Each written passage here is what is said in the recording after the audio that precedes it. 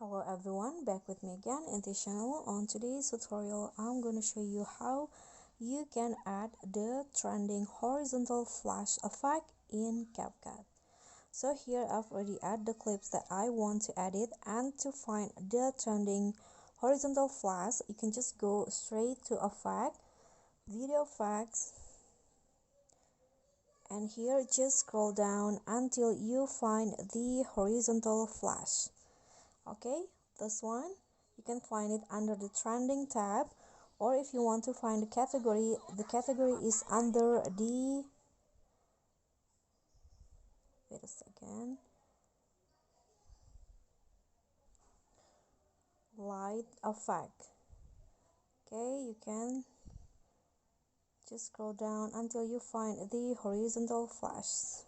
Okay, this one it's at the top apparently, so you can just click on that, and to adjust, just click on the effect.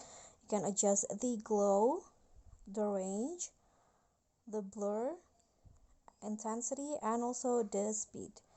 When you're done, just click on a check icon and the effect will go like this with your clips. Okay everyone, so that's all from me. Thank you so much for watching. Don't forget to like, comment, subscribe, and also click on the thanks button. Bye.